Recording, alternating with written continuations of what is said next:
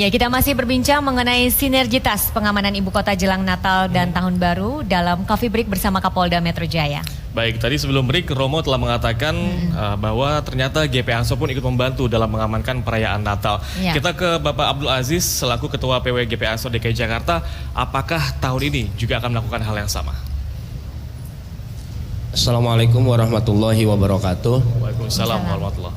Bapak Kapolda yang kami hormati, pertama Ansor Banser tetap berkomitmen untuk perayaan Natal ini sebagaimana yang telah disampaikan oleh pendiri terdahulu, terutama Kiai Haji Abdurrahman Wahid Gus Dur. Apabila saudaramu itu tidak seiman, maka dia adalah saudaramu dalam kemanusiaan. Yang kedua, kami berkomitmen bahwa pendiri bangsa ini mewariskan negara ini itu bukan untuk terpecah belah. Maka para kiai-kiai kami terdahulu, terutama para pendiri Nahdlatul Ulama yang berkomitmen tentang Pancasila ini, yang mewariskan kami negeri ini, maka berkewajiban kepada kami ini, yaitu bagaimana untuk bisa tetap NKRI ini menjadi utuh. Kali pertama yang memerintahkan Banser untuk jaga gereja itu adalah Kiai Haji Abdurrahman Wahid Gus Dur pada waktu itu. Tujuannya tidak bukan dan tidak lain adalah ketika umat Islam yang minoritas di Indonesia yang di daerah-daerah itu merasa tidak terintimidasi oleh kelompok-kelompok yang mayoritas agama Muslim. Tujuannya itu aja.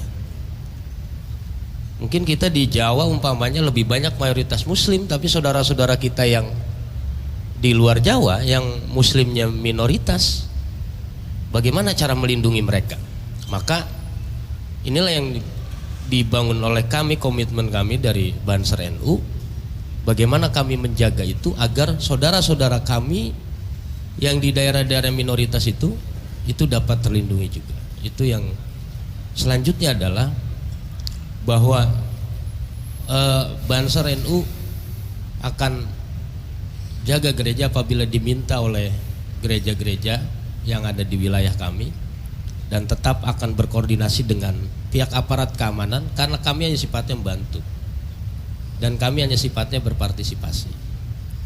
Tapi komitmen ini akhirnya menjadi melebar ketika Banser NU jaga gereja maka dikafirkan.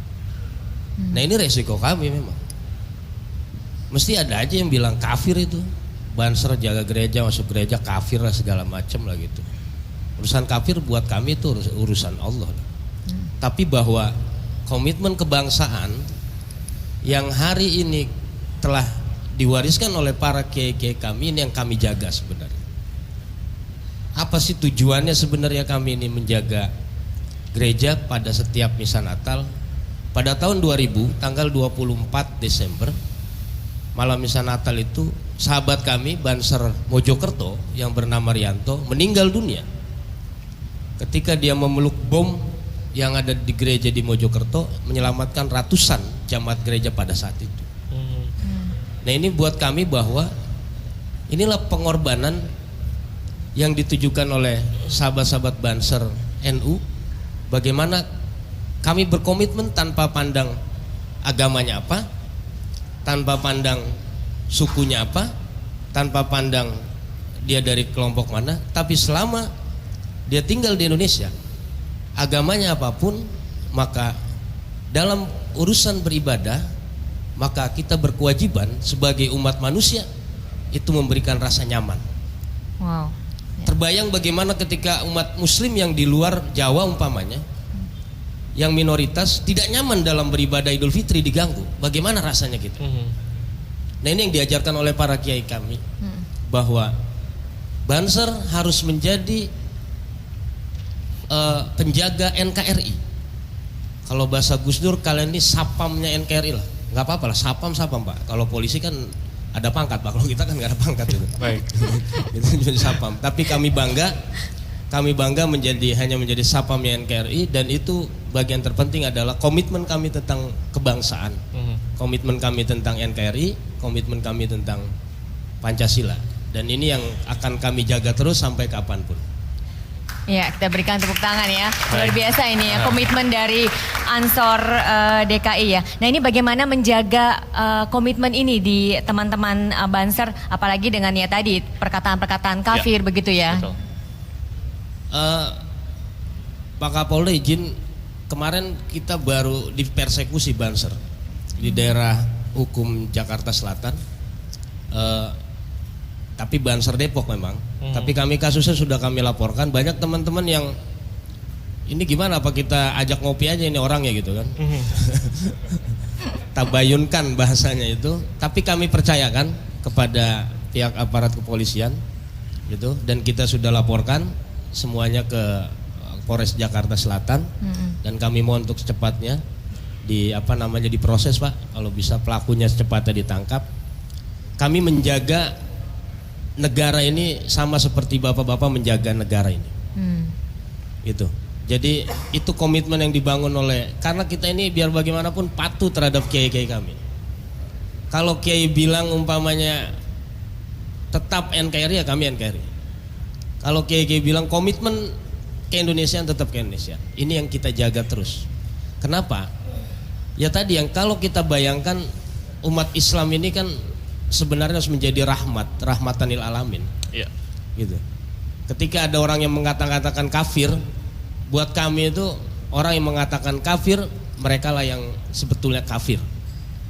Kenapa? Karena yang berhak mengecap kafir itu hanyalah Tuhan Yang Maha Esa, Allah Subhanahu wa taala.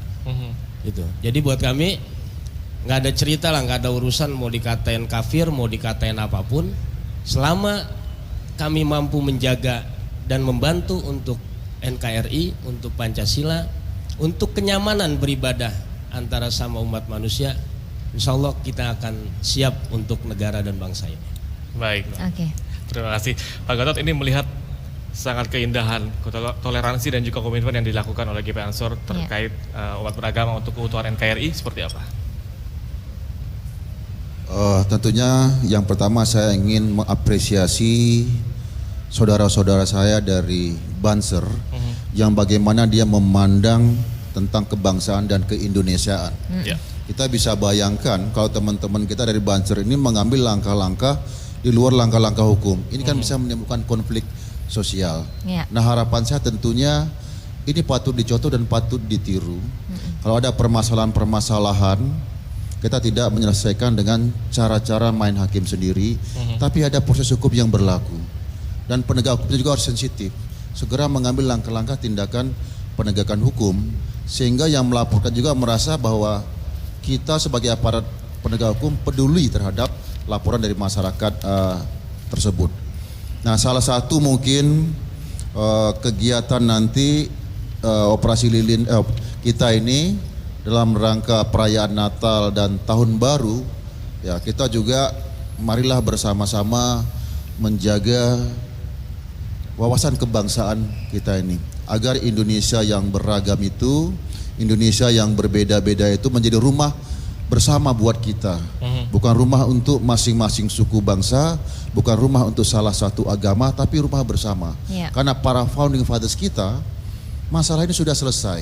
Kenapa kita harus munculkan sekarang? Harusnya kita berpikir ke depan itu adalah bagaimana kita membangun bangsa ini bersama-sama dalam suasana yang aman, suasana yang damai, dan suasana yang sejuk. Nah, ini kita gelorakan terus, saya kira gitu. Baik, terima kasih banyak Pak Gatot. Baik, tadi kita sudah membahas sedikit mengenai, ataupun sudah sangat banyak sebenarnya dari sisi keamanan. Kita kembali ke lalu lintas, boleh? Kita ke AKBP Imade Agus selaku Wadid Lantas Polda Metro Jaya. Pak Made, ini kira-kira akan ada rekayasa lalu lintas gak sih Pak? Terkait dengan Tahun Baru dan juga Natal. Baik, terima kasih. Kami dari Ditlantas Polda Metro Jaya pertama akan memberikan gambaran potret situasi Kamsel Tipcar Lantas Operasi Lilin Jaya 2018, bahwa angka laka lantas ini mengalami penurunan sekitar 3% secara kuantitas. Kemudian secara kualitas ini angka fatalitas korban meninggal dunia ini dari 7 korban meninggal dunia menjadi 5. Ini sangat luar biasa, berkat sinergitas adalah salah satu indikator keberhasilan operasi lilin perayaan pengamanan Natal dan Tahun Baru. Kemudian permasalahan berikutnya adalah meningkatnya arus lalu lintas dari Jakarta ke Cikampek. Ini sekitar 11% kalau kami hitung kemarin, maupun yang balik dari Cikampek ke Jakarta. Ini meningkat 19%. Namun kemarin ada suatu berita yang mengembirakan ya Pak Reza, bahwa akan dioperasionalkannya tol elevated Jakarta Cikampek, Cikampek Jakarta. Ini bisa menekan sebanyak 30% kepadatan arus lalu lintas.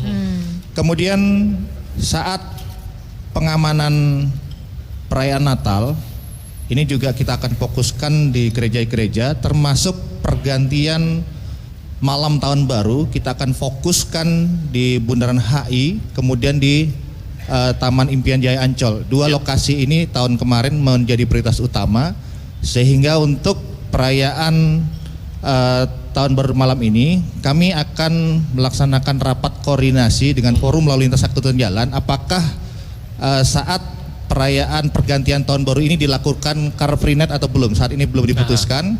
Kami akan segera rapat. Kemudian tataran tindakan kami dalam menghadapi perayaan Natal dan Tahun Baru ini adalah preemptif.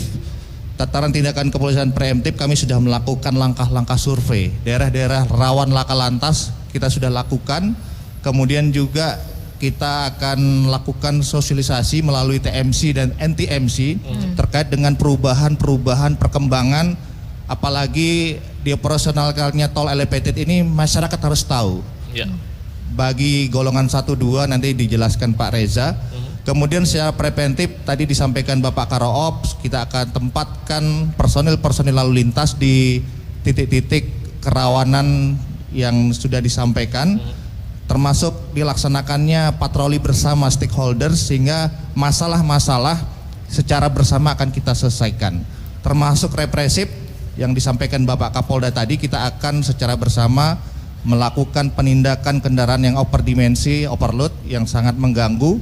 Kemudian juga kita juga akan mengoperasionalkan etle kita yang kemarin di launching oleh Bapak Kapolri dan Pak Kapolda, terutama di ruas tol yang sudah bisa kita operasionalkan, termasuk etle portable kita tempatkan kepada titik-titik yang menjadi kerawanan pelanggaran lalu lintas. Terima kasih. Baik, Pak Mari, ini terkait dengan etle tadi, jumlah tetap yang saat ini sudah ada di DKI Jakarta khususnya, apakah memang sudah ditambahkan dari jumlah sebelumnya? Baik, terima kasih. Untuk yang di Sudirman Tamrin 12 kamera, untuk yang di tol 4 kamera sudah kita operasionalkan dalam waktu dekat dan di siap tol untuk mana saja, Pak? Di tol Jakarta saja, sementara masih di Jakarta saja. Kemudian di pintu masuk tol juga ada 2 CCTV yang akan kita operasionalkan.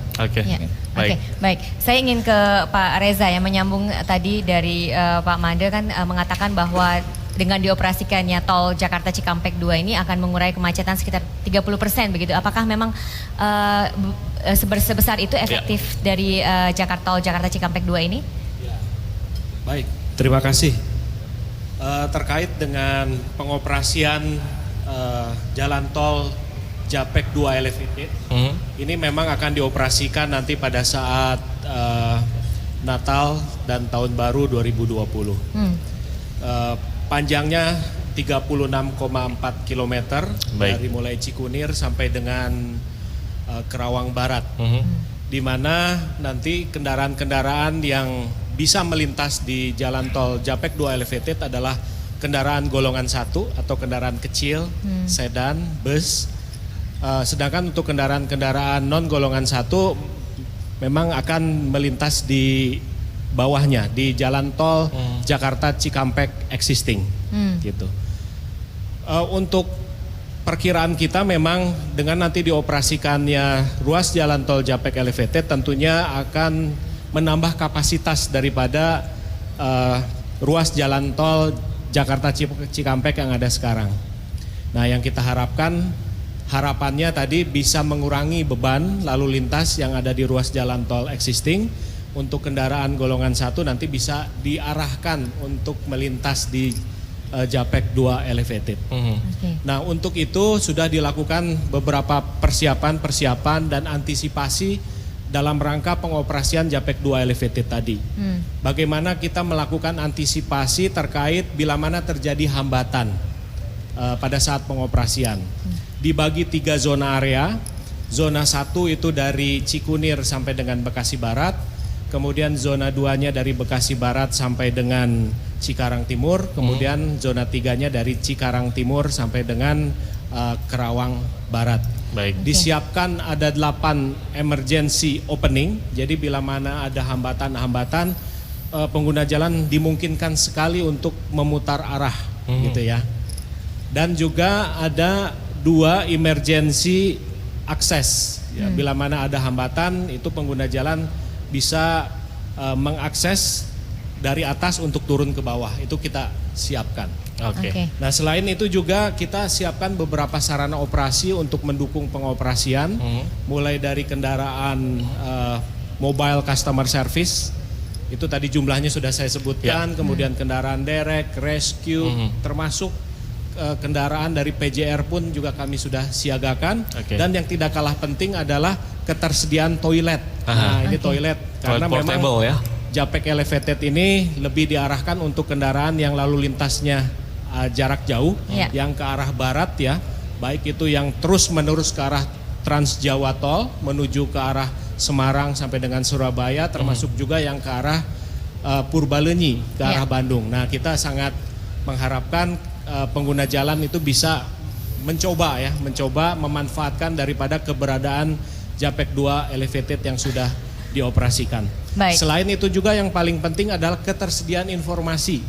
Ya, ini penting karena posisinya di atas, bagaimana pengguna jalan itu bisa secara mudah mendapatkan informasi secara real time online. Kita di sana pasang ada 113 CCTV dan juga 2 VMS mobile untuk memberikan informasi secara real time kepada pengguna jalan. Jadi optimis ya tol Japek 2 ini akan mengurai kemacetan yang ada atau menjelang Natal dan Tahun Baru ya. Kami optimis. Baik.